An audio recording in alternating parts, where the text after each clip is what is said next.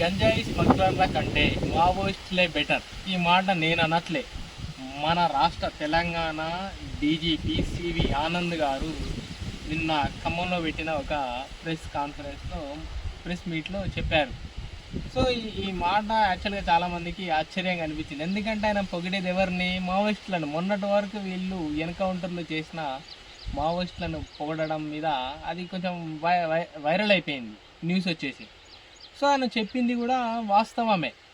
వాళ్ళున్నప్పుడు గంజాయి సాగు ఉండేది కాదు అని చెప్పి చెప్తాడు.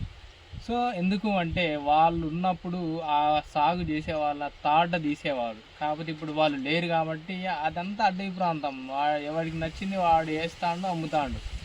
సో ఆయన ఇంకో మాట ఏమంటాడు అంటే ఆ మాదక ద్రవ్యాలని, గంజాయిని సప్లైని కంట్రోల్ చేయడం చాలా కష్టమైన పని అయింది అని చెప్పి చెప్తాడు. ఎందుకంటే వాళ్ళు వినూత్న పద్ధతులల్లో సప్లై చేస్తారు. ఒక్కడు కాదు, ఇద్దరు కాదు, నెంబర్ ఆఫ్ పీపుల్ ఉన్నారు ఆ సప్లై చేసేవాళ్ళు. కాబట్టి ఒక్కడిని మూస్తే ఇంకోటి పుడతాడు. ఎట్లానంటే లిటరల్గా పుట్టగొడుగుల్లోకి పుట్టుకొస్తారు గంజాయి స్మగ్లర్లు. సో ఈ విషయం మీద మన సివి ఆనంద్ గారు కొంచెం అప్రమత్తంగా ఉండండి.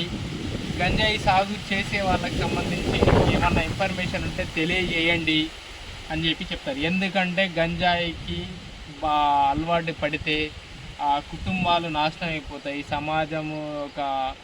సమాజం కూడా నాశనం అయినట్టే, మనమే సమాజం.